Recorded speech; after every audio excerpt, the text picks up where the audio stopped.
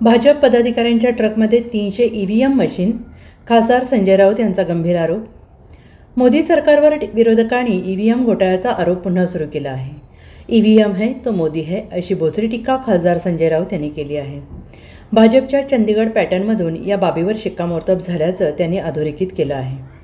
EVM घोटाळ्याविषयी यापूर्वी आपण विरोधकांनी मोदी सरकारवर हल्लाबोल केलेला होता, तर केंद्रीय निवडणूक आयोग हा सरकारचा पोपट असल्याची घणाघाती टीका पण अनेकदा करण्यात आली आहे. राज्यातील फोडाफोडीच्या राजकारणानंतर मोदी सरकारवर टीकेला अधिकच धार आली. यावेळी खासदार राऊत यांनी पंतप्रधान नरेंद्र मोदी आणि भाजप विरोधात जोरदार आघाडी उघडली. लोकसभा 2024 निवडणूक जिंकण्यासाठी भाजपच्या नियोजनावर त्यांनी टीका केली. त्यांनी भाजपवर अत्यंत गंभीर आरोप केले आहेत. उत्तर प्रदेशच्या एका दुकानात 200 तर भाजप पदाधिकाऱ्यांच्या ट्रकमध्ये 300 ईव्हीएम मशीन सापडल्याचा गंभीर आरोप त्यांनी माध्यमांशी बोलताना केला आहे. शंका कसला घोटाळा जायतो. या देशामध्ये भारतीय जनता पक्ष निवडणुकीच्या मार्गानं, सरळ लोकशाहीच्या मार्गानं कोणती निवडणूक जिंकू शकणार नाही, जिंकू शकत नाही. ईएम हटी बीजेपी गई, ईव्हीएम है तो मोदी है.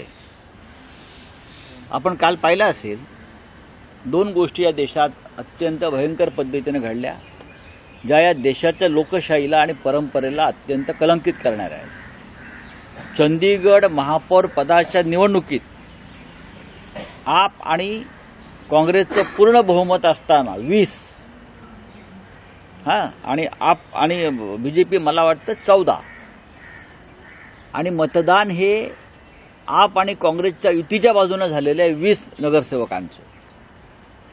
तरीही त्या पीठासीन अधिकाऱ्याच्या खुर्चीवर बसवलेल्या व्यक्तीनं 8 मतं बाद करून टाकली, अवैध केली. 8 मतं. लक्षात घ्या, ज्या पद्धतीने तर राहुल नार्वेकरांनी आमचे आमदार अपात्र ठरवले ना, त्याच पद्धतीनं तोच फॉर्म्युला, तोच पॅटर्न, 8 मतं बाद केली आणि विजयी होत असलेल्या काँग्रेस आप युतीच्या महापौराला पराभूत दाखवून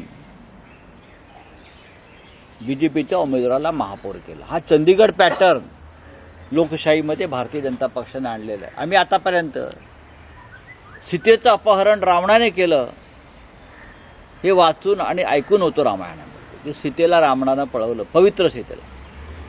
पण चंदीगडमध्ये लोकशाही रूपी पवित्र सीतेचं अपहरण तथाकथित रामभक्तांनीच केलं.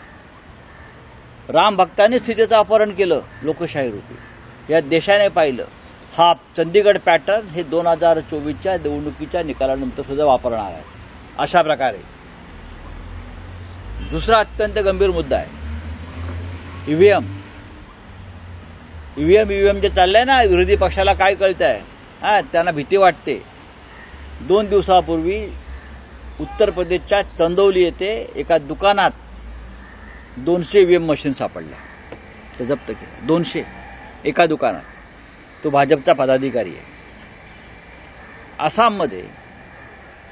आसाममध्ये सिलचर येथे 300 पेक्षा जास्त ईव्हीएम मशीन एका ट्रकमध्ये सापडल्या.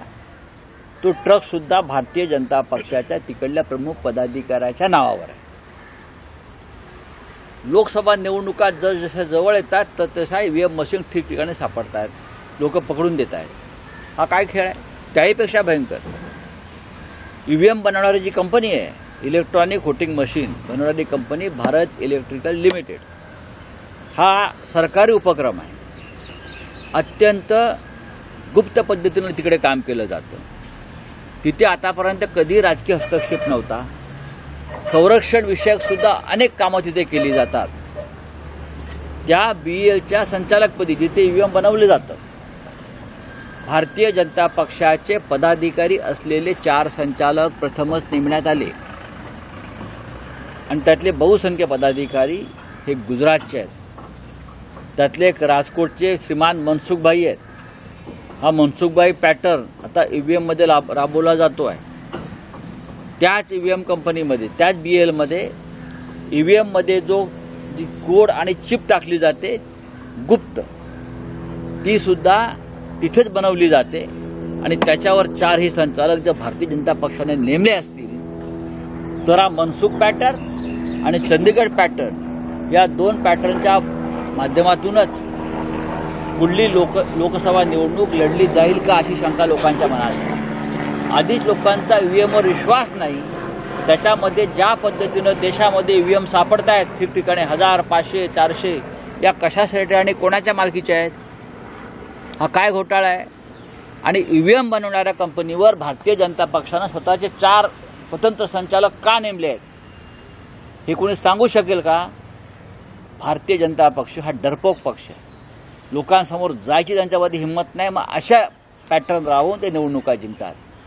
ईव्हीएम नसेल किंवा चंदीगड पॅटर्न नसेल तर भारतीय जनता पक्ष म्हणजे बेईमानी केल्याशिवाय ती चंदीगड मधली निवडणूक जिंकू शकत नाही. महापौर पदाची ग्रामपंचायत निवडणुका जिंकू शकत नाही आणि हे देशावर राज्य करायला निघाले किंवा करतायत.